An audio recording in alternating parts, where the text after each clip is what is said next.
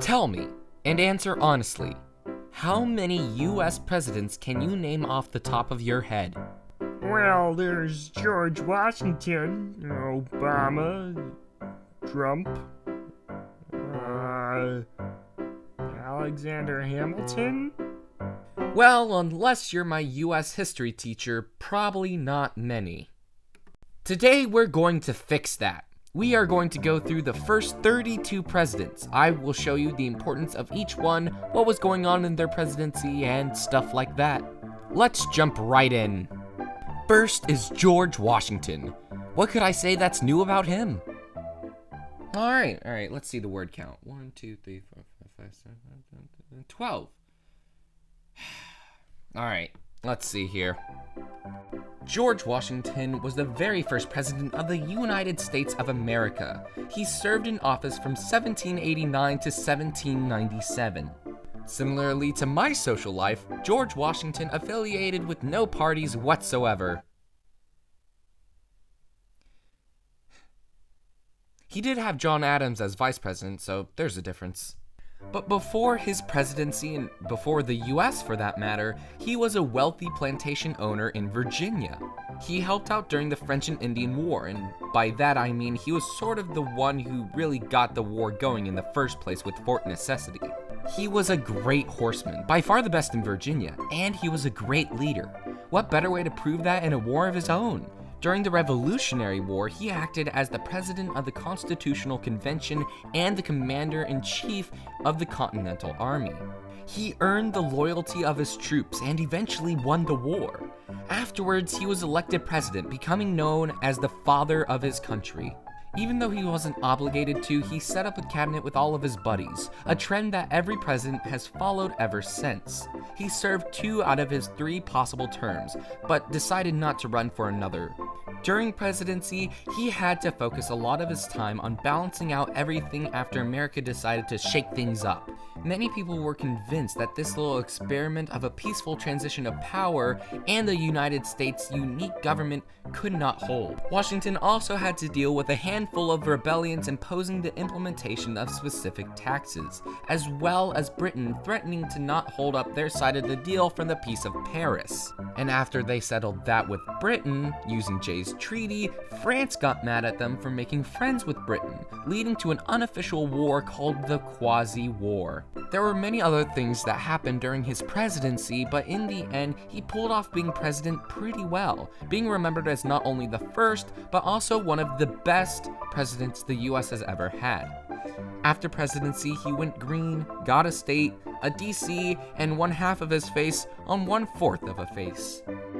John Adams, who is to be known as the father of the Navy, was elected and served as president from 1797 to 1801. Right off the bat, John Adams helped demonstrate something that was revolutionary and unheard of at the time, that being a successful handing of power without any form of bloodshed. There were a few other firsts for Adams, as he was the first president to live in the White House, and he was the first president who affiliated with a political party, specifically the Federalist Party. When he was elected, he had some great assets. He had served in the Continental Congress. He was a brilliant, selfless, and handsome man. Sort of. And to top it all off, he had impeccable skills with foreign policy, which, surprisingly enough, eventually came back to bite him. You see, the French started to break rules and steal boats and generally spit in America's face. So most Federalists wanted war, to which war started happening at sea. But then Adams stopped the war peacefully, to which the rest of the Federalists got mad about and kicked him out of office 1 month later. He tried to run for office again, but he was rejected. Fun fact, he died on the 50th anniversary of the signing of the Declaration of Independence on July 4th, 1826. In summary, the reason people liked him was he walked in and left office without killing anyone, and then he died. Next! After Adams, his vice president Thomas Jefferson was elected as the first president to be inaugurated in Washington, D.C. He served as president for 2 terms, from 1801 to 1809, and for good reason. He had quite the resume, with being the governor of Virginia, first secretary of state, second vice president, and being the drafter of the Declaration of Independence, all under his belt. He was even known as the father of the Declaration of Independence. His vice president, Aaron Burr, broke the tradition of vice president becoming the next president. But to be fair, that tradition didn't last for too long. Plus, it may have been because of the whole trouble with Alexander Hamilton, but that's another story. Once again, Napoleon was causing trouble in Europe, and both France and Britain were getting more and more frustrated with America for not picking a side. But like Adams before him, Jefferson didn't want to go to war. So instead, he put the Embargo Act of 1807 into initiative, which prohibited America trade with any foreign country. Needless to say, it didn't help.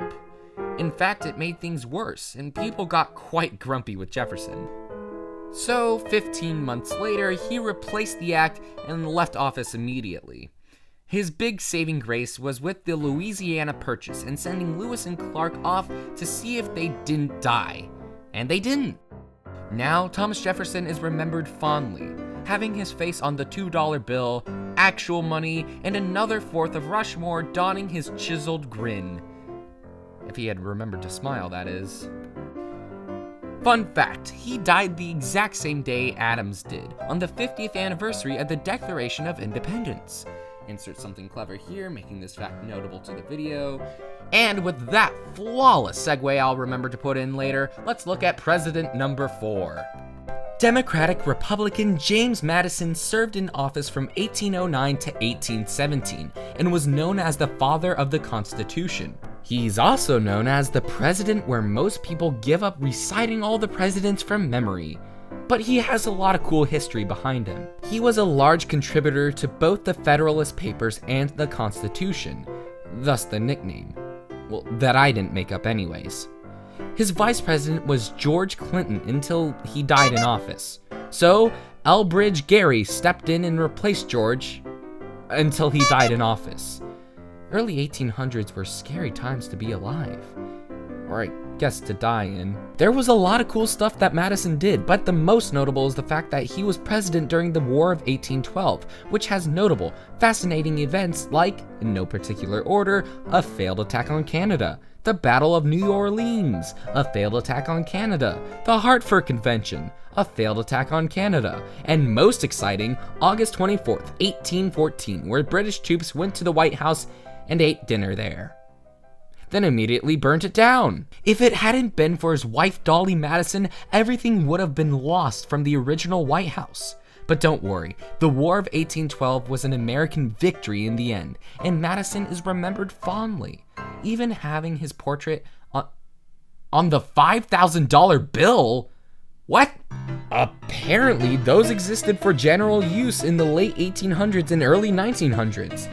But that's not the biggest they go. Oh no, you'll see what I mean soon. Until then, let's move on to the next president, James Monroe, who was a Democratic Republican.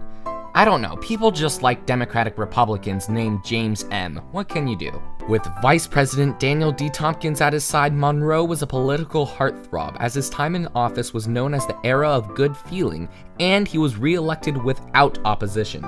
A lot happened during his time in office from 1817 to 1825, but the two most notable were the Monroe Doctrine and the Missouri Compromise. To criminally over-summarize these two complex pieces of history, the Monroe Doctrine basically said that if Europe minded their own business and didn't mess with the America's military affairs, America would do the same, a principle we would follow until World War II. While the Missouri Compromise drew a line as to what future states would be free states and what states would be slave states, as not to start a civil war.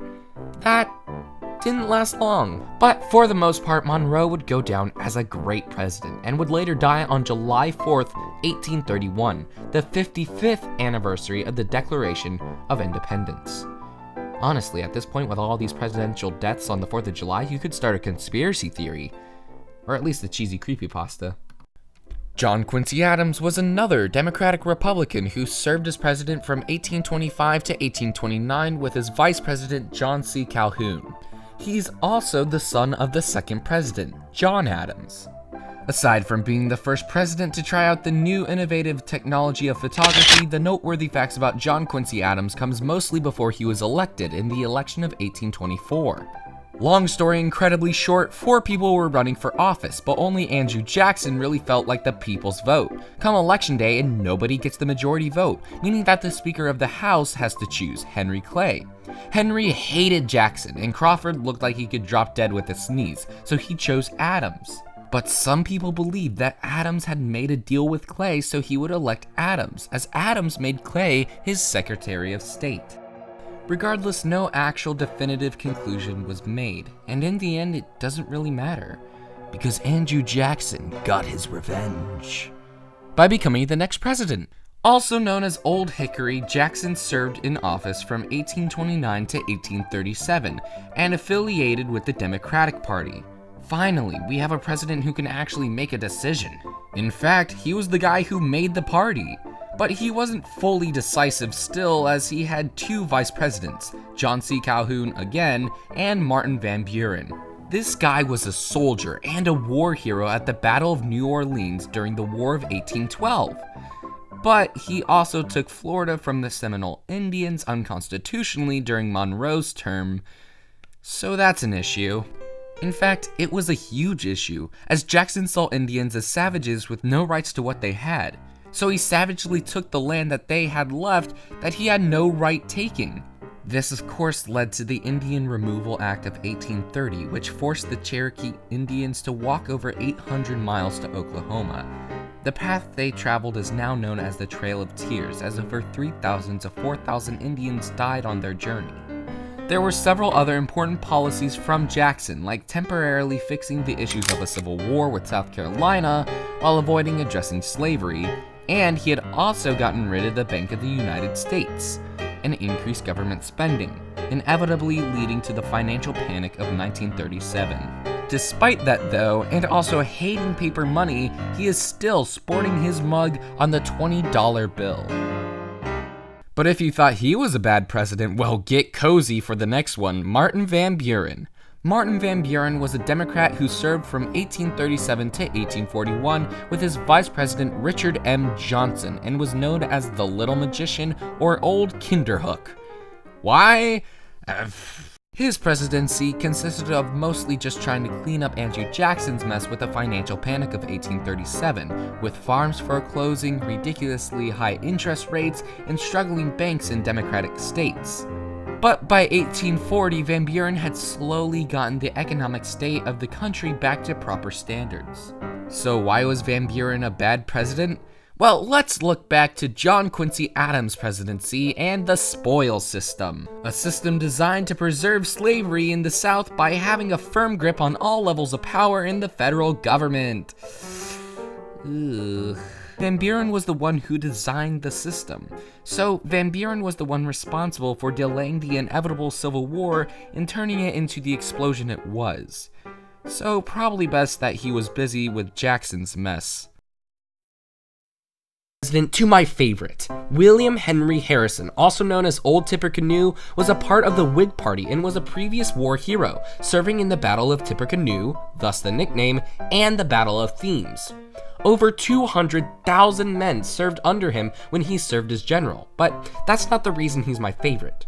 The reason he's my favorite is because he served as president from 1841 to 1841, specifically from March 4th to April 4th. He served exactly 1 month before dying of pneumonia, which he caught at his inauguration. That is his legacy, and what a legacy it is. You will be missed. And of course, as the first president to die in office, his vice president, John Tyler, was the first vice president to become president after a death in office. That's a lot of presidents. Because he wasn't actually voted into office, he sported the nickname his accidency. He served as president from 1841 to 1845 and had previously served as the governor and U.S. Senator of Virginia. During presidency, he wasn't too popular, mostly because even though he technically was with the Whig Party, he was far from actually being one. He opposed tariffs and the Bank of the United States, denounced the independent treasury, and vetoed a lot of bills that most other Whigs loved. He was so unpopular that the Whigs almost impeached him and the entire cabinet resigned. So to get away from the mess, people started to explore an adventure to the west and the manifest destiny. People were excited about the new land in Texas and beyond, traveling the Great Plains, the Mormon Trail, and of course, the Oregon Trail. But there was just one problem.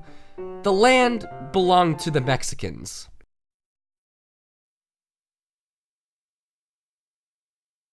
This is where James Knox Polk comes in.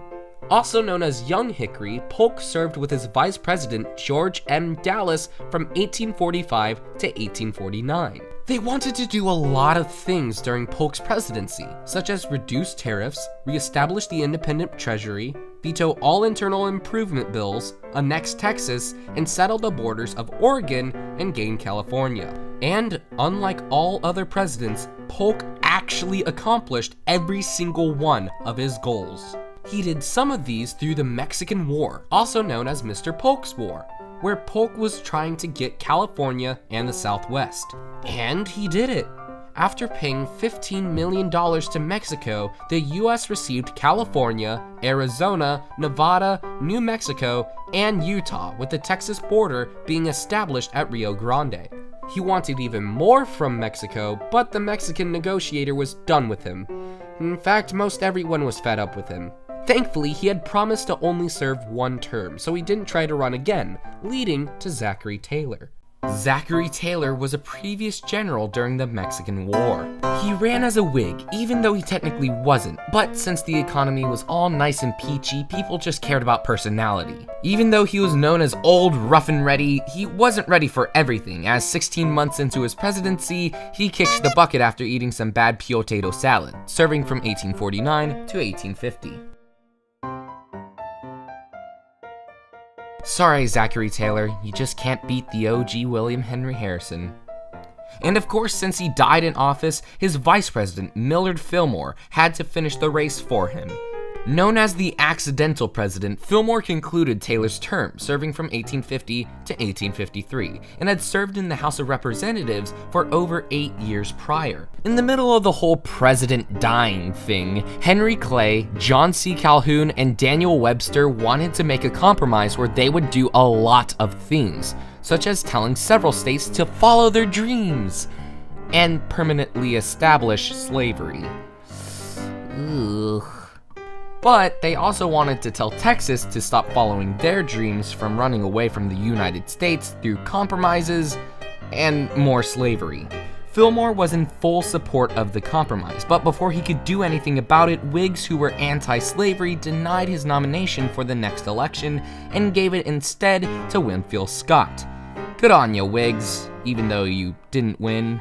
Speaking of which, Democrat Franklin Pierce, the young Hickory of Granite Hills, served as president from 1853 to 1857 with his vice president William Rufus Devane King. Pierce was a huge expansionist, so when the South wanted the last little bit of land along the Arizona border for the railroad, he gladly paid Mexico $10 million for it, setting the current-day border.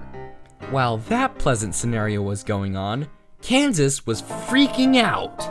Instead of using the Monroe Doctrine, it was trying to decide if it was going to be a slave state or a free state through popular sovereignty, and had ended up with 2 state conventions, 2 constitutions, 2 capitals, and 2 sets of senators, and had also tore the state in half, which led to a statewide civil war and ultimately destroyed the Whig Party. So a new party was formed, the Know Nothing Party, which died off immediately after. So a new party was formed, the Republicans. And with this new party, a civil war on the horizon, and our nation, who was desperate for a president who would leave a legacy and a stamp on the pages of history, in steps in James Buchanan. Known as the Sage of the Wheatland, James Buchanan served from 1857 to 1861, with John C. Breckinridge as vice president. He had served as Secretary of State under Polk and was the only president to never marry. Look at him. So sad. But do you know what else was sad? The first 6 months of his presidency. In the first 6 months, the nation had to deal with the Dred Scott decision, a Supreme Court ruling that African Americans who were previous slaves would never be able to be true citizens of the United States, more chaos in Kansas, and another financial panic, this time in 1857 after the Dred Scott decision shook the markets and filled people with fear that what happened in Kansas could happen anywhere now.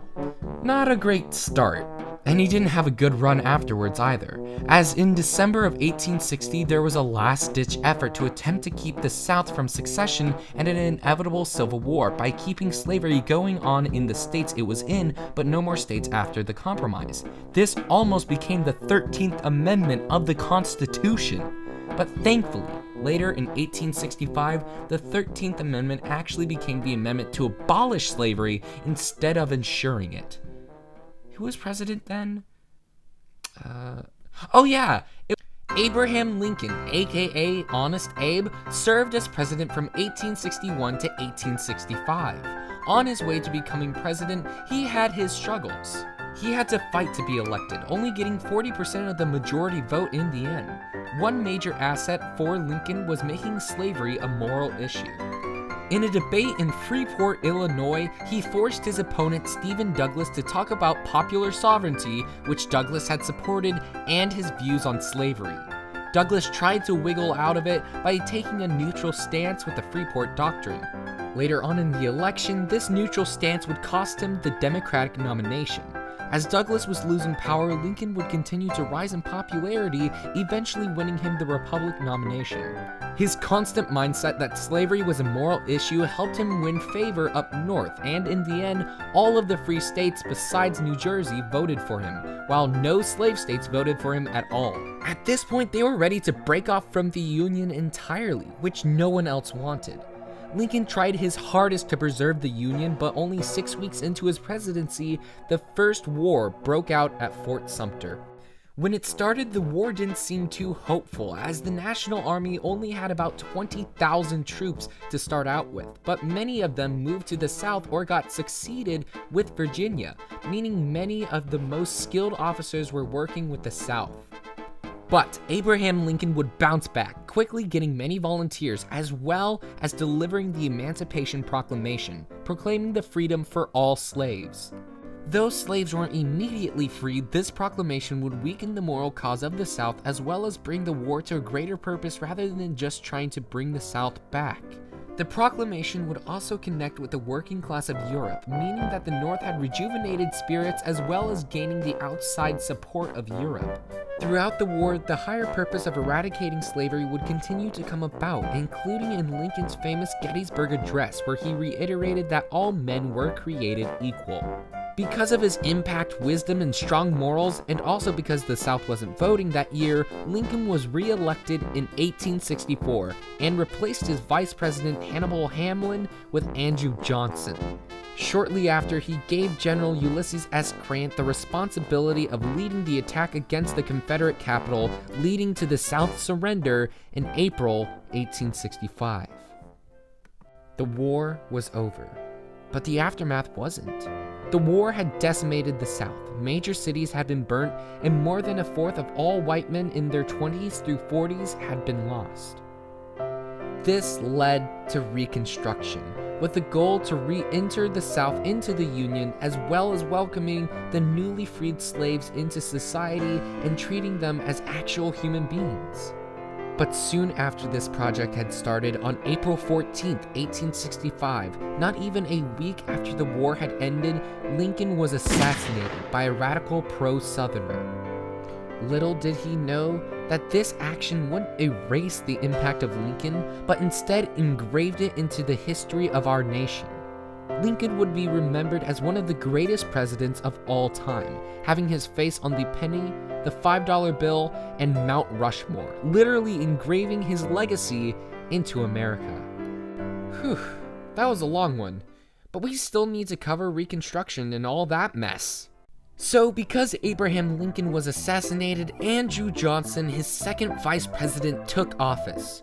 Known as the father of the Homestead Act, Johnson finished Lincoln's term, serving from 1865 to 1869. The Democrat was not prepared to take leadership so suddenly, but quickly got into action.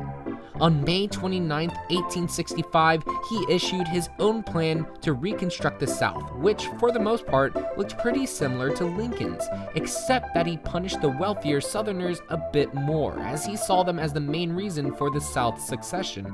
He also was the president who officially abolished slavery and ratified the 13th Amendment on December 6, 1865.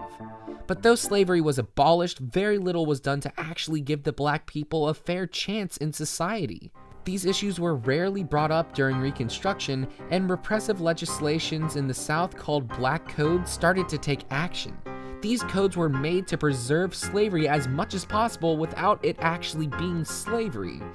Not great. Another not-so-great thing that happened was during all of this hullabaloo was the Military Reconstruction Act, which segmented the South into 5 separate factions, each of which was oversaw by a separate military district, making sure that Reconstruction was going well. But there was one act that never came to be. Long story short, there were people who didn't like Johnson in Congress at all. So they wanted to make a law which made it so that Johnson couldn't remove anyone in a federal office by himself. Johnson saw this as unconstitutional and challenged it. So Congress threw a tantrum and tried to impeach him. This is why things never get accomplished. Congress tried to impeach Johnson 11 times, but since they didn't have any good reason, they just had to wait and hope for a president they liked better. Ulysses Simpson Grant was known as Unconditional Surrender Grant, the hero of Appomattox, and also horrible nickname number 3. Though Ulysses S. Grant wasn't his original name either. He changed it from Hiram Ulysses Grant to avoid the initials HUG. If only he had kept that name. Anyways, U.S. Grant, served from 1869 to 1877 as a Republican with his vice president, Schuyler Colfax. That is his real name. Thankfully, he replaced him in his second term with Henry Wilson, a perfectly acceptable name. Though he had served in the military, he had never had any political experience, and it showed. He trusted pretty much everybody, which in politics is never a good idea. His entire presidency was plagued with scandals and people constantly taking advantage of him, even in his own cabinet. Because he kept on being caught after scheme, his time in office was known as the era of good stealing. I see what you did there. But apparently he didn't. The 2 big schemes included Jay Gould's and James Frist's gold scheme to run up gold prices and a scandal where railroad builders got more money by making unusable, worthless rails across mountains. He also had to deal with war debts and figuring out the next steps for the South. As you could probably tell, he wasn't a very strong president. Despite that though, he is still on the front of the $50 bill. I don't get it. First with Jackson on the 20, now Grant with the 50. Stop putting presidents with bad money experiences on dollar bills. Doesn't make sense. Alright, let's see here. How long is this video right now? Oh, that's a long video. At this point, it would take me over a year just to finish it. Good thing I decided to use easy, quick popsicle puppets. Could you imagine if I had tried to animate this? Oh boy, that's a laugh. That would have taken months of non-stop work. I'm sure glad I was smart to avoid that. But still, we need to get through these presidents quicker. Thankfully, we can go through these next bunch of presidents rather quickly, as their time in office takes place in the Second Industrial Revolution, and because they don't do much for productivity, but here we go! Rutherford B. Hayes served as president from 1877 to 1881 with Vice President William Almer Wheeler, and was known as the Dark Horse President as no one expected him to win. The way he did win was because of a backdoor deal he made with Southern Democrats and his own party, the Republicans, ensuring that if he got elected, he would relieve the South from military currently residing there from Johnson, as well as a few other agreements. Though he got the presidency, his power was weakened due to the compromises, but he still used the power he had, the veto. Now during this time, the Republicans were getting pretty grouchy with each other and splitting into two sides, the stalwarts and the half-breeds, so when it came time to replace Hayes, there was a bit of a skirmish. So the party decided to give James Garfield the ticket but made Chester Arthur his vice to appease stalwarts. Unfortunately, this plan backfired, as on July 2, 1881, only a few short months after Garfield had been elected, the preacher president was shot at a train station by a stalwart in order to get Arthur to become the next president. 2 months later, Garfield died on September 19, 1881, leading to Chester Arthur's presidency. Known as the Gentleman Boss, he concluded the majority of Garfield's term, serving from 1881 to 1885. Though tensions were high with the Republican Party and with him, he turned out to be a fairly good president, as he lowered taxes and tariffs from the Civil War, as well as signing the Pendleton Civil Service Act of 1883, lowering the impact of Martin Van Buren's spoils system. Overall, a pleasant president. Then we have Grover Cleveland. Known as his obstinacy, the campaign of 1884 was the nastiest election year of American history. Wrong. Well, okay, one of the nastiest. Point is, people were for each other's throats, and in the end, Grover Cleveland came out as victor, as well as Vice President Thomas Hendricks. This guy's big impact was trying to stop pension reforms, giving out money to pretty much any veteran who had hurt themselves regardless of how long they had been out of the service. Then we have Benjamin Harrison, the grandson of the oh-so-illustrious William Henry Harrison. Because of that, he was known as the Young Timpecanoe. He was also known as the Centennial President, as he served from 1889 to 1893, 100 years after the first presidential term of George Washington. And that's when the nice things stop. Him and his vice president, Levi P. Morton, had several economic struggles. The Republican realized that they were actually losing money by selling silver too low, so he signed the Silver Purchase Act of 1890, which made it so that they were losing a little less money. Then the government almost collapsed because they were still losing money. JP Morgan had to come in with some long-term bonds to literally save the economy. Finally comes Grover Cleveland. Again. Yes, it is possible to be president in 2 non-consecutive terms, and Cleveland is the only president who's done it so far. So what did he do in his second term with his new vice president Adlai Stevenson? Well, not much. He mainly tried to clean up after Harrison, as Cleveland had to deal with the financial panic of 1873 and the spoils system, which since his last term had actually doubled. Whew. Did that save time? Probably not. Alright, well, let's just move on. William McKinley served from 1897 to 1901 and was known as the Idol of Ohio. As you might have expected, the Republican grew up in Ohio. During the election, he would literally sit on his front porch and talk to anyone who came by to have a chat. During his time in office, the big event that happened to him was the Spanish-American War. Long story short, America wanted Cuba, and Cuba wanted America. Or rather, they just didn't want Spain. The Spanish and the Americans would continue to fire shots at each other until the Spanish actually fired shots. Then the war was on. And we won. But now we had Cuba and had to figure out what to do with them. They weren't strong enough for their own government yet, and we couldn't just leave them on the doorstep of another nation, so America kept Cuba under their control until much later in 1946. Then, after we had decided that, it was time for the election of 1900. A new up-and-comer, Theodore Roosevelt, wanted to become the next president, but knew McKinley was too popular. So he settled for vice president for William McKinley, as McKinley's previous vice, Garrett Hobart, had died in office. But it seems that Roosevelt may have hoped to be president a bit too hard. 6 months into McKinley's second term, he was assassinated. His private secretary had had doubts about his safety on the trip, but this guy had campaigned on his front porch, so he was a bit less concerned. Oops. Because of McKinley's unfortunate assassination, his vice at the time, Theodore Roosevelt, took the reins of presidency. Known as Teddy, the Rough Rider, the Bull Moose, and the other president most people can name off the top of their head, Roosevelt served from 1901 to 1909 as a Republican and was quite a proactive president. He did have several flaws, such as being a social Darwinist and not understanding capitalism at all, but as he finished his predecessor's term and as he earned his second term, he accomplished a lot. He passed the Hepburn Act, which allowed interstate commerce to set railroad rates, the Pure Food and Drug Act of 1905, which stopped companies from giving you death foods, expanded the Navy, and created a highway through Panama for boats. Once again, he did have issues and messed up viewpoints in some aspects, but for the most part, he had accomplished a lot and more than most presidents had before him. But the biggest accomplishment came to him when he won the Nobel Peace Prize in 1906 when he ended the Russo-Japanese War. Though I would have to imagine that in his eyes, his biggest accomplishment was doubling the amount of national parks.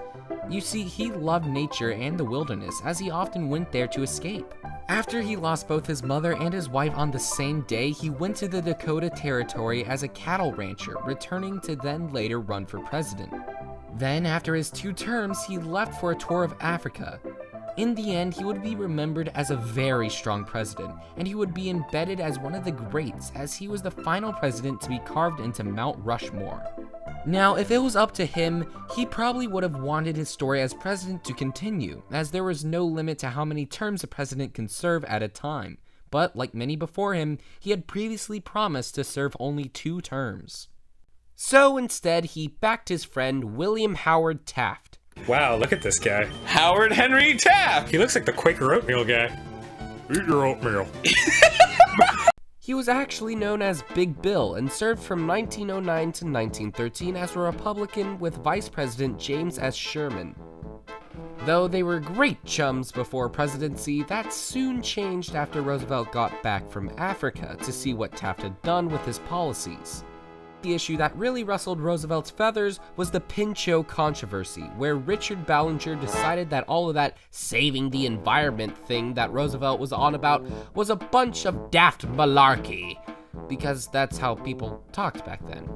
Ballinger was much more favorable of developmental views, thus leading to him opening land Roosevelt had for parks as well as giving coal rights out in Alaska. And then the situation just got worse from there. Taft also tried and failed at attacking businesses, as he made it illegal to have prices for things to be too high, too low, or the same as other sellers. He did have little itty-bitty success with passing both the 16th Amendment and the 17th Amendment, with the prior establishing an income tax so the government could still have a way to exist, and the former establishing popular elections for senators. And that's about it. People liked him, he made poor decisions, and then people didn't like him as much.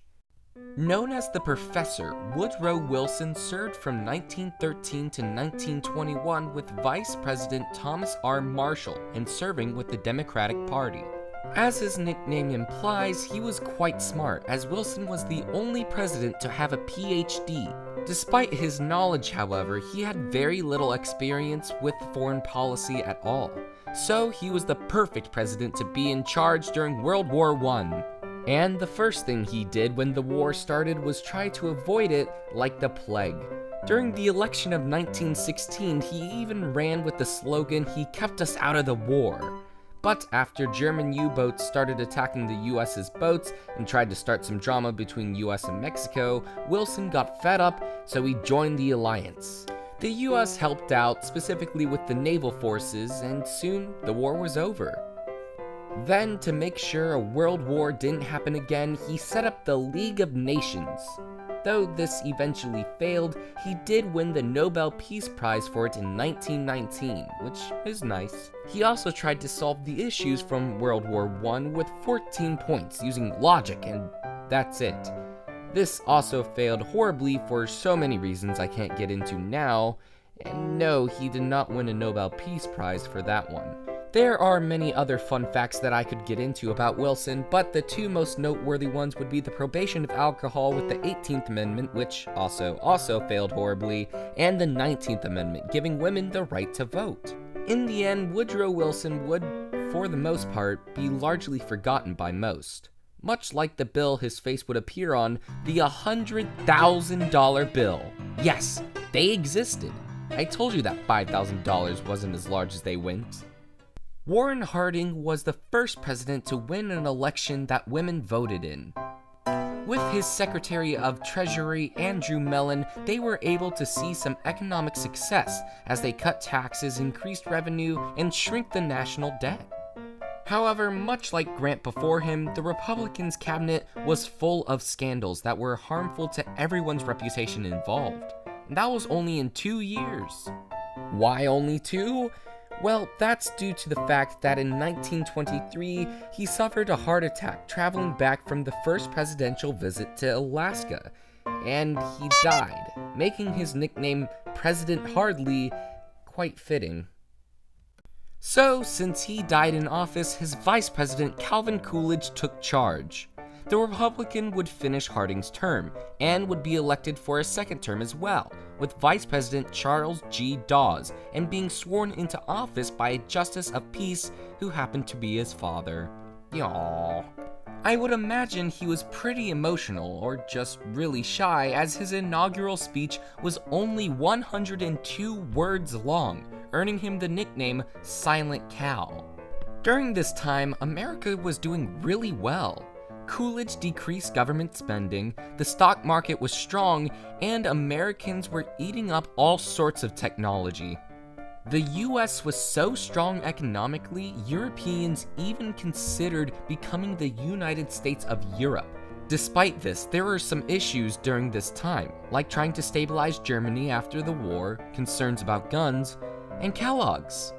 More specifically, Kellogg's Bryant Pack of 1928, trying to outlaw war. Yep, outlawing war. They tried it. But they didn't have to worry about that for too long thanks to Herbert Clark Hoover. Hoover served as a Republican from 1929 to 1933 with Vice President Charles Curtis and was known as the Grand Old Man. No one had time to worry about outlawing war due to the Great Depression. The Great Depression came about due to farms collapsing, slow economic growth, high tariffs, and market speculation. All of this came into reality on October 29, 1929, where the market dropped by 40%. So Herbert Hoover came to the rescue, and failed. In fact, he made things much worse, as he ignored the collapsing banks, instead focusing on new agencies to help farm prices, and cut taxes for everyone without replacing revenue sources. Unsurprisingly, this led to a large amount of unemployment, banks failing, and the economy completely stalling. This left the entire nation in hopelessness. People hoped to see the rise of another strong president like Theodore Roosevelt. Instead, they got his first cousin. Literally. Franklin D. Roosevelt, or FDR for short, was a Democrat who served from 1933 to 1945 with Vice Presidents John N. Garner, Henry A. Wallace, and Harry S. Truman. FDR served the longest out of any president, serving not 2, not 3, but 4 terms.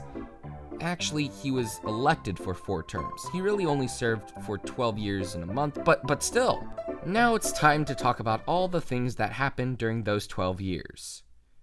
Well, the 20th Amendment passed as he went into office, lifting the prohibition of alcohol. He assembled a brain trust to help get out of the economic crisis they were in, gave fireside chats every month and a half or so to try to convince the people of America that everything wasn't going to flames, reopened stable banks with the government support, got the US off the gold standard, created an alphabet soup of administrations and occupations with the responsibility to acquire stable jobs and wages to people, gave support to unions, established minimum wages, and attempted to desaturate the farming business all in his first 4 years. In that one term, the unemployment rate dropped tremendously, the banking systems had been saved, and morale panic had been subsided, and he had convinced Americans that he was there for them. There was still a lot of damage done that needed to be uncovered, and World War II was still on the horizon. But, unfortunately, for now, I'm going to have to stop right here after the first term of FDR. Believe it or not, I actually ran out of time. Hard to believe, I know. But maybe when I want to torture myself for another 9 months, I can tackle the rest of FDR's time as president, and all the other presidents left as well. Regardless, thank you so much for watching. please do consider subscribing. My next video should come out much sooner than this one did, so it shouldn't be much of a wait. Also, if you feel so inclined, please share this video as well. Spread the word. By sharing this video, you'll be saying, look, I know all this information because I am such a well-educated individual. Or you'll be saying you give in to peer pressure easily. One of the two.